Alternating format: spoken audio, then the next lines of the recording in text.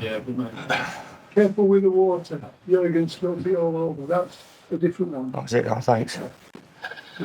Nice. Okay. Right down. you pick it up, haven't you? Hello. There is a light. Well, Chris, hello. Hi. Not the result that you wanted, but a lovely moment before the match with the fans. What is it like to be here? Yeah, it will stay with me forever, that. I've just done an interview downstairs and I thank everybody from the bottom of my heart because it's been a long time away.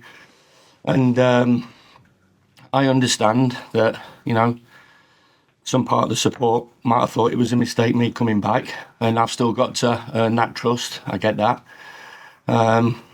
What Prince Abdullah did a couple of days ago, I really appreciate that for what he said about being the best man for the job. I do believe I'm the best man for the job, but I've got to go and prove it. And you know, I still think there's plenty of life left in me personally in the coaching staff, and I've enjoyed watching Sheffield United tonight. It was a Sheffield United performance. And, yeah, ultimately we're in to win.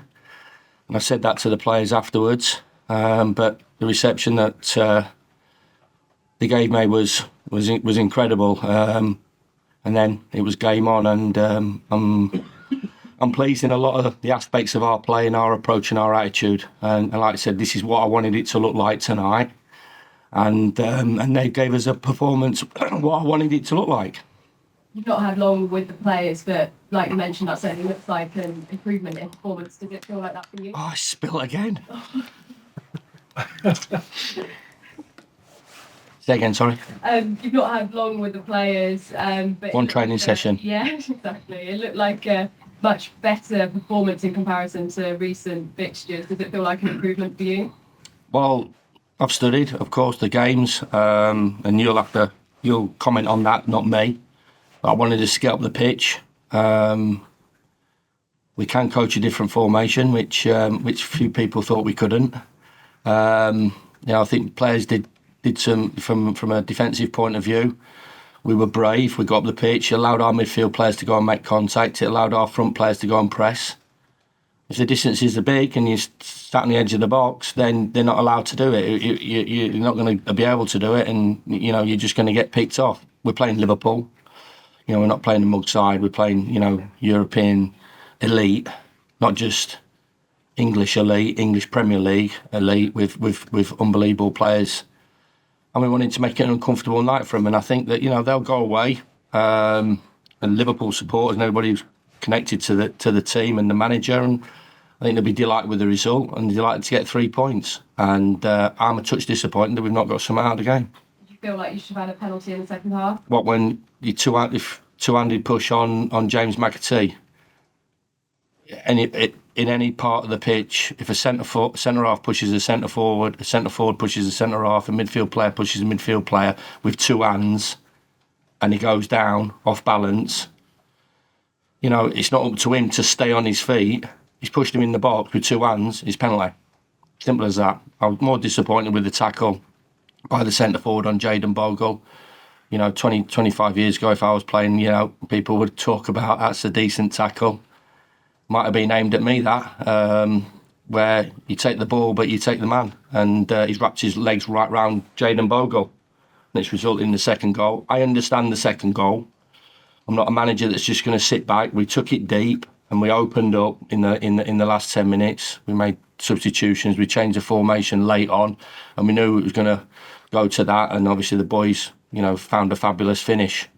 But I think it's a foul. I think there's a foul leading up to that where he jumps into Jack Robinson, and it's a foul. So I think it's another poor night by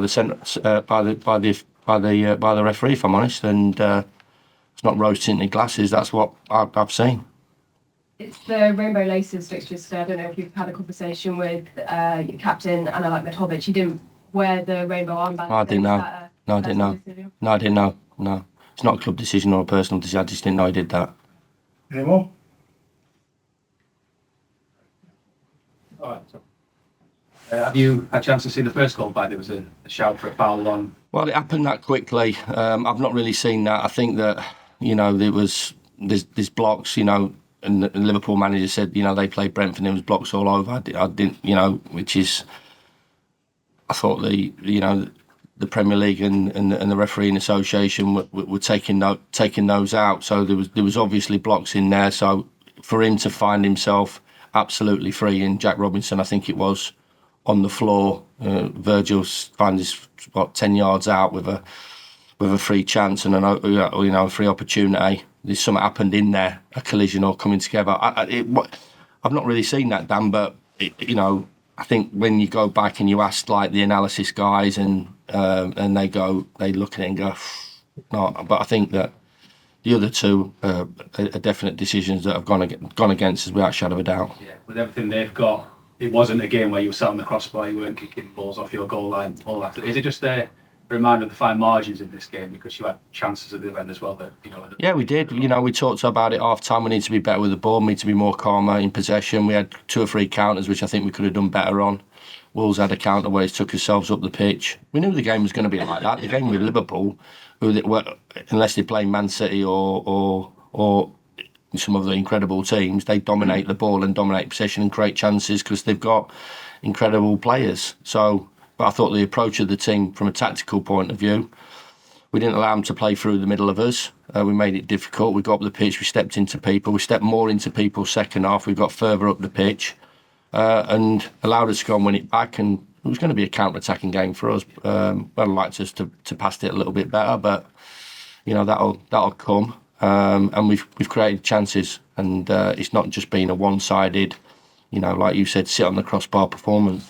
Yeah, as I said, a lot more energy to your team, but it wasn't just energy for the sake of it, wasn't it? It wasn't just running around aimlessly. There was a You can say things like that, like you said, but you've got to do it with intensity, and they did that when they went and pressed. Vinny, I thought he was outstanding. He went and pressed, and they committed to the press. So where the centre forwards went, the midfield players went behind them, and the back boys went up the pitch as well. So we had to do that. We had to make the game compact as much as we possibly could without being Spurs and still on the halfway line, which is great to see. But they really do. So I've got to say, like we talked about, for a day's work or preparation.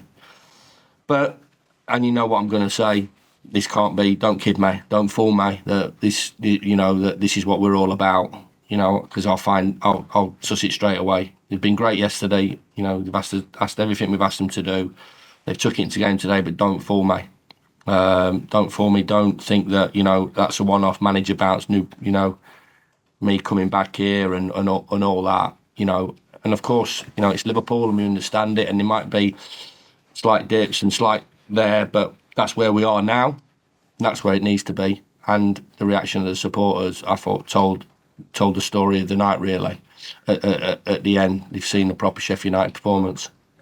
Ask about Will and Andre as well. What was the decision behind them? I thought they had it was really fearless performance from them, wasn't it? Well, that's what we have to. That's a great word to use, because that's what we taught to the players, and especially the young guys. And we talked before about young players sometimes not feeling what's going around you, whereas the experienced players sometimes have felt that. That was no disrespect to the experienced players that we left out, but we wanted that. For me, Brookes, I've watched him for a long time, and Will as well, and I thought they were outstanding. We talk about the work the academy does, and the two of them to go toe to toe with the players at Liverpool. Have got Will going toe to toe with Konate and Van Dijk is good. He just ran out of gas. Brookes, he ran out of gas, and then late on, if you want to know regarding tactical changes, we went two up front for the last 10-15 minutes. And we brought Ollie on because Vinny was done, and we wanted Ollie's got that one ball, that one searching ball that possibly can end up in a finish. So that was the game plan. But like I said, Brooksy was fabulous, and so was Will. Thank you. Cheers. Hi, Chris. In terms of being back in the dugout, the dressing room, Bramall Lane, can you just talk us through what the emotions have been? Yeah, it was. Yeah, I've got to say, I wondered. People have asked about it, and I've downplayed it. But when obviously Gary, personal friend of mine in the stadium announced that talked about that. You know, it was an incredible moment personally for me, and the reception. Like I said, you know, because you know this. I get it. I understand that maybe some supporters, like you said, but would have been, sort of a bit, in terms of me coming back. You know, the shouts that don't go back and stuff like that. But like I said, the main man wanted me to come back, and the supporters. I was delighted with the reception. I want to part that now. I want to part that now, and let's all get behind that group of players. And I'm sure they will if they produce performances, and produce an attitude and an approach like they've done tonight. And it's one game, one training session, but is there an encouragement for you that you can fight and you can still steal? Well, yeah, the narrative from everybody, and I totally get it, that, is that we're done and dusted. But one game at a time and all that, Martin. I've not got a crystal ball in terms of what's going to happen. The players produce those types of performances. It's going to make it interesting. But that's the key, and that's the aim to find that consistency in that. It's a quick turnaround. They put an incredible amount of effort into that game tonight. So, the squad is not at its strongest. We got senior players in there before to remind the players of what it is, what it means to feel and play for this football club. The likes of McBurney and Egan and Baldock. So we got senior boys in there. And obviously they're big players that we're missing. Tom Davis, big player that we're missing as well. So, yeah, it is, and we just got to keep going and going game to game and see where it takes us. Cheers, mate. All good. Thank you all. All right. Take care. See you, boys. Thanks.